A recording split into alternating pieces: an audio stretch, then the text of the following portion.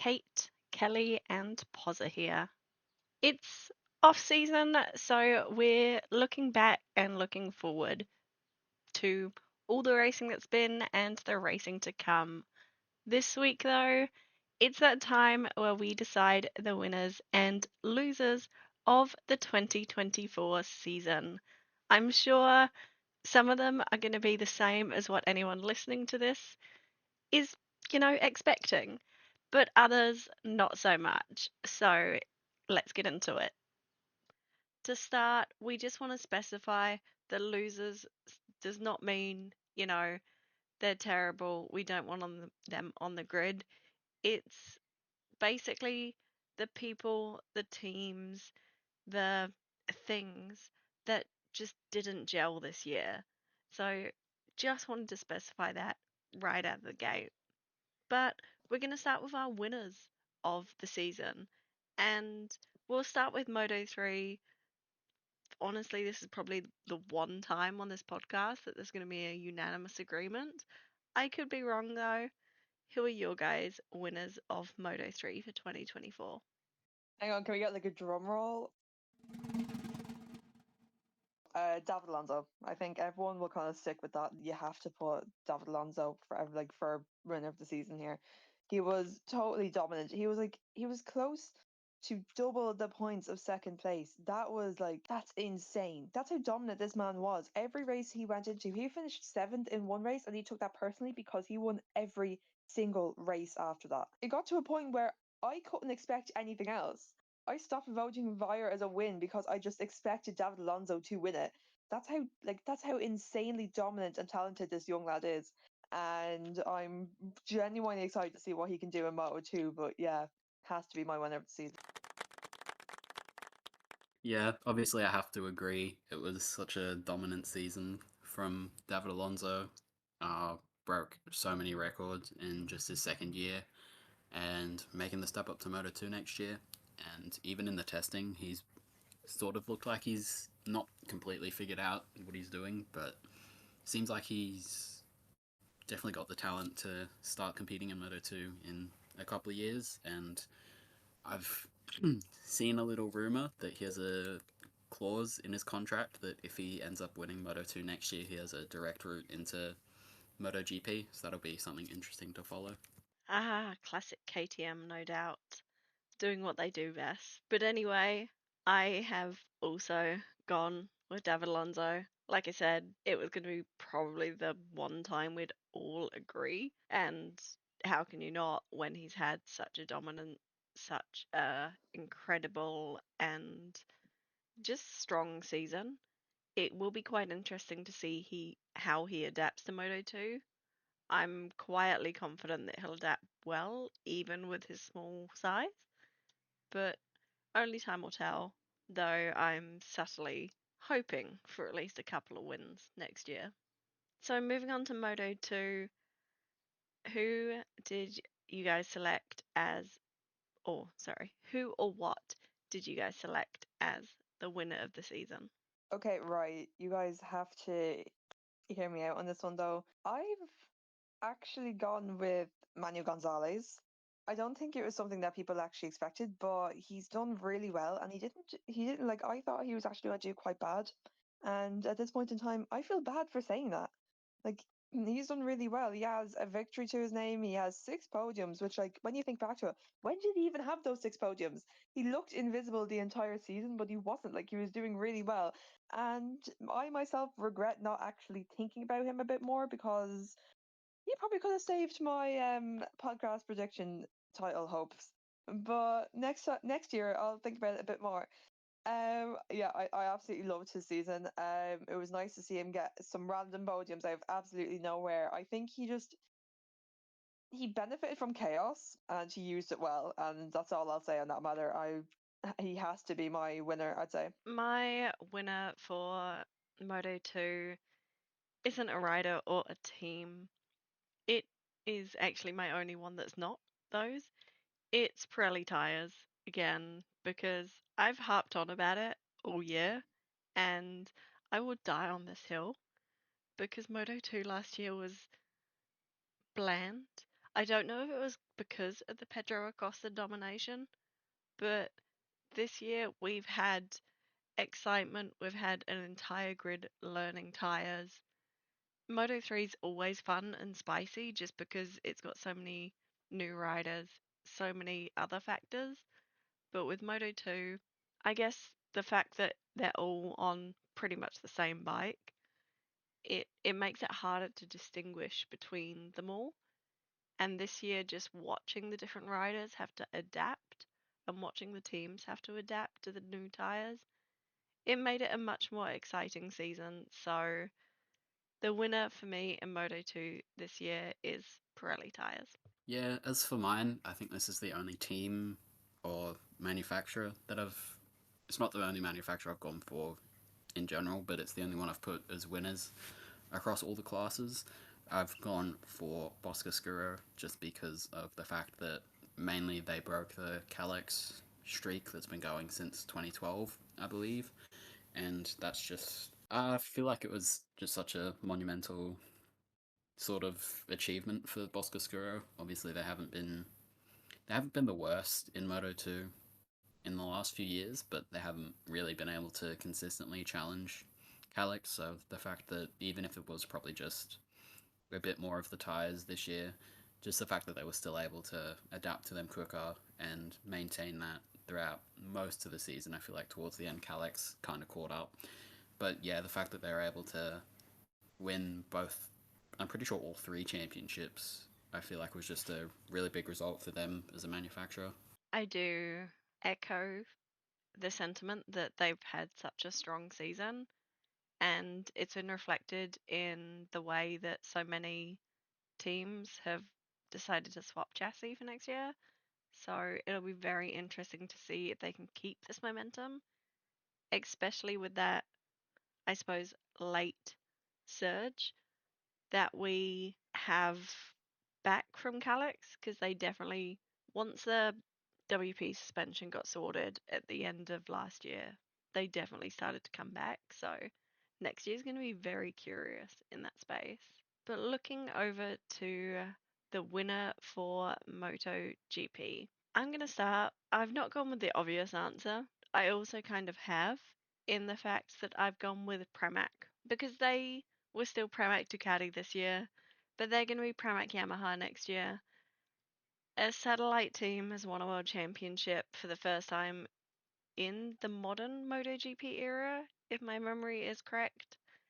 And they've done it at a time where their riders leaving them, they're leaving the manufacturer, but they threw absolutely everything at this. And it was honestly really, really awesome to watch. I enjoyed so much of it, even through the mistakes, even through Jorge pitting when he didn't need to, which is such a rare statement to be able to say in MotoGP. It was just a sensational season to watch, and I'm so happy they got such a high, especially when they're going to a struggling manufacturer next year and they've lost their star rider. It's, yeah, it was just a wholesome result for them all, and I really hope that they can help turn Yamaha around next year because it was wholesome, and I do think that Pramac Yamaha, that livery has so much potential. I'm so excited for it. What about you two? In terms of winner of the season, I've also pretty much went with Pramac, excluding Frankie Morbidelli kind of just disappearing for half the season. Jorge Martin pretty much carried that team on his back. Um, he just did very well. Like I said, just carried the entire team in his back, carried them to a championship, which I think everyone was really excited over. It's just nice to see a satellite team win.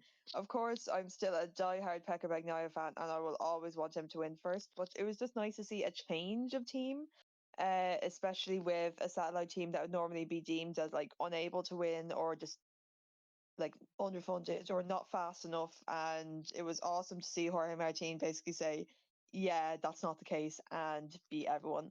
So that's probably my winner of the season. Yeah, Kate said it was the obvious choice, and I've gone for Jorge Martin as well.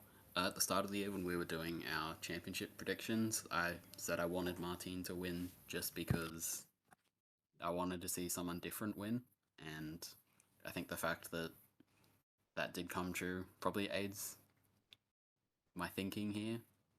But yeah, I feel like it could be the last chance he really gets until maybe the new regulations, unless that Aprilia makes like big steps forward next year.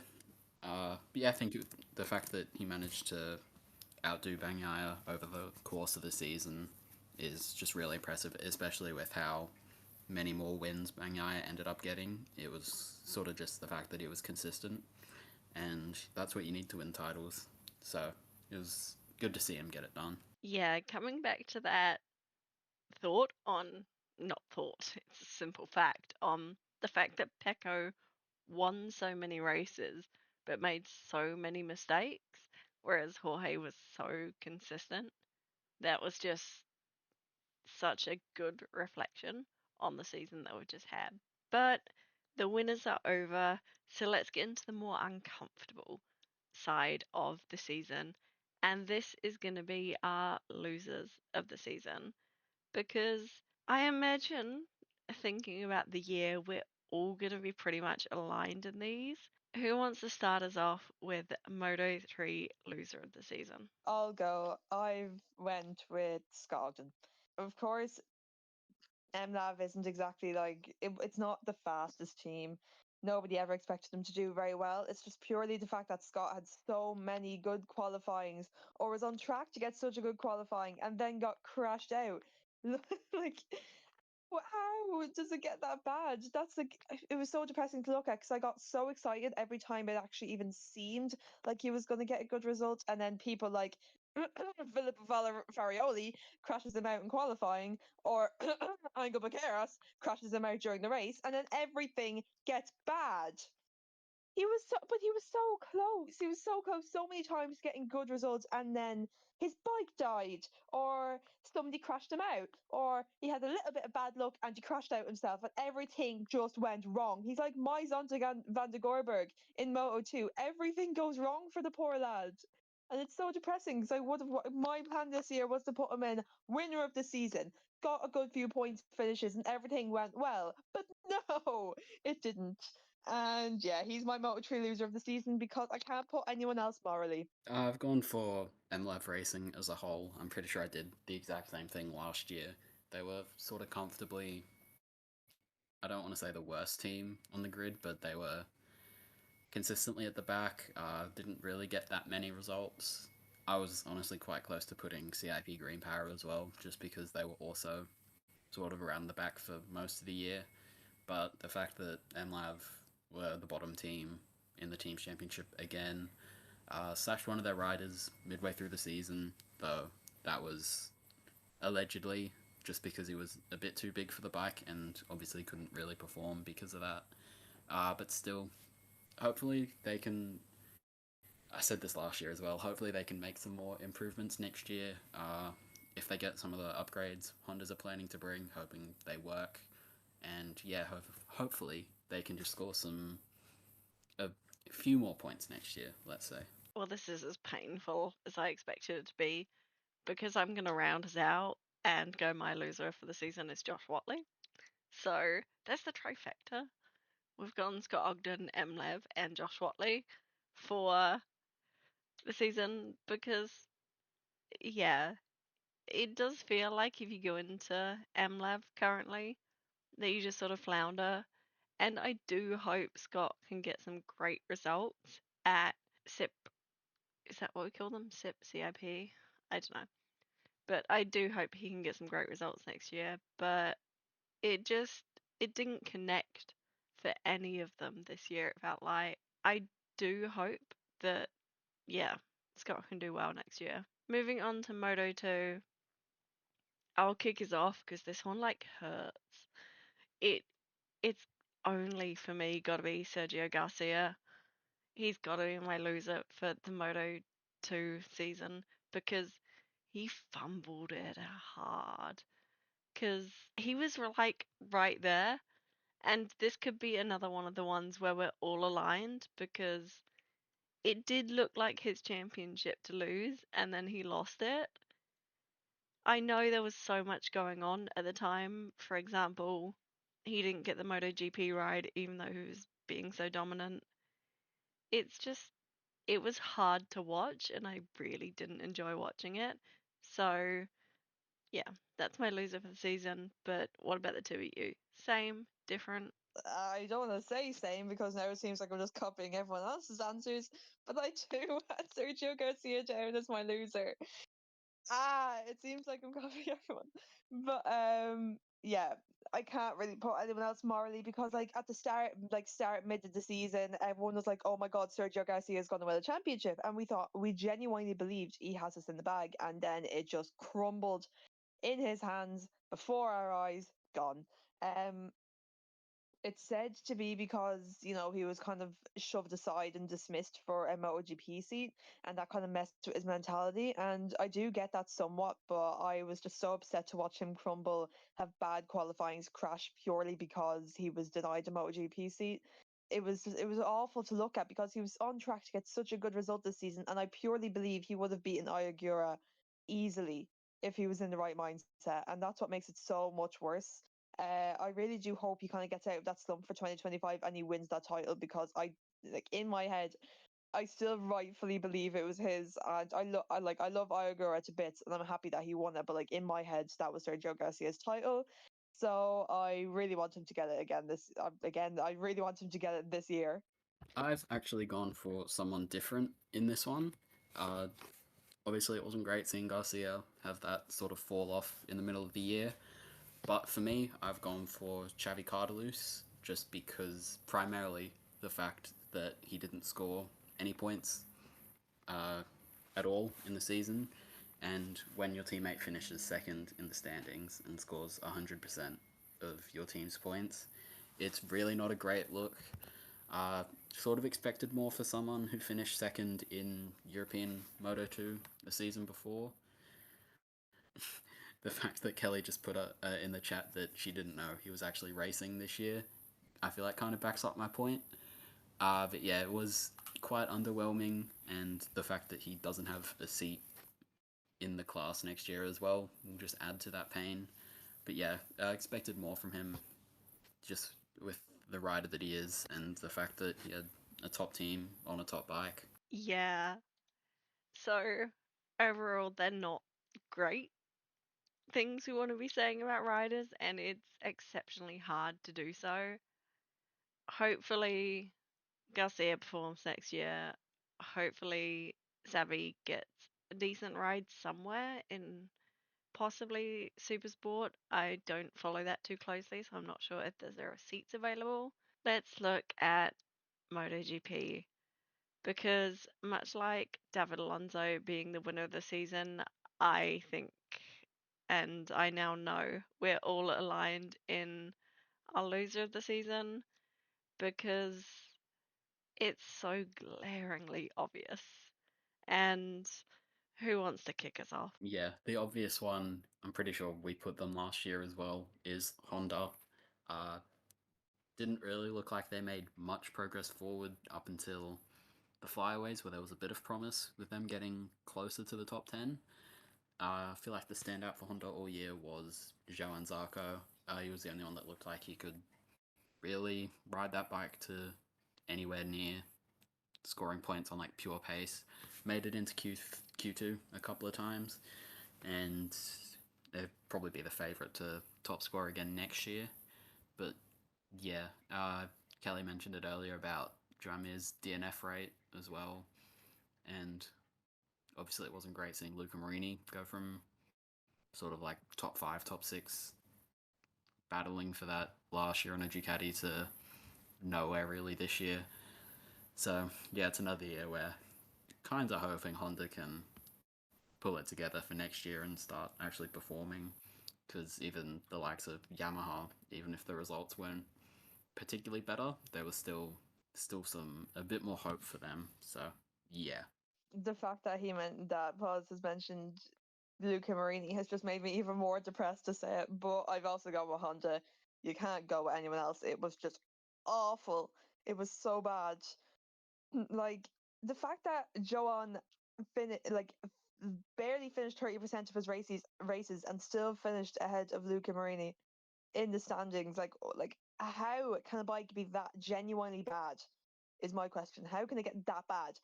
Taka Nakagami was nowhere all season. Didn't like you've seen his name maybe 3 times out of the whole season. You just forget he's there. I'd have to agree with Paz and say that Joan Zarco was the only one who actually seemed like he could do something with the bike he was given, and he did. Like he actually genuinely impressed me, and like whenever he made Q2 appearances, made me genuinely happy. So I was happy with that concept. However, moving into like Yamaha as well, I kind of went with both because I wasn't too sure which one to go for because they were both quite bad. Fabio Quartararo went from being a world champion in 2021 to being 13th in 2024 with barely 100 points. Sorry, but like that's so bad. It is like for Yamaha, it's really bad. And his teammate Alex Rins was nowhere. He got injured for like a couple of races of the season, and he had 30 points overall. Like I love Alex, but what has he done? Like he like it's not even it's like it's a bit of a skill issue for the rider, but like it wasn't even Alex's fault. The bikes were just so horrendously bad, and it sucks. So they're my losers, unfortunately. Yeah, and I've gone the same. There was no way around it. There's no arguing what a whole Honda are in because they're just nowhere. Like Poz said and Kelly alluded to, at least Yamaha are improving. There's hope there, but with Honda, there's absolutely nothing. It feels like, and it's a hard to be a Honda fan. I am endlessly impressed with Johann Zarco because LCR has my heart over Honda, but it's not fun to watch. I just really hope for some top tens consistently next year, which tells everyone what we need to know. And yeah, all we can do is wait and see. Oh, brother, this guy stinks! So we round out the way we began with us all in agreement that David Alonso is definitely the winner of Moto3, and in agreement that Honda is definitely the loser of MotoGP. As always, thanks for listening. Like and subscribe if you find yourself here often, and we'll be back next week.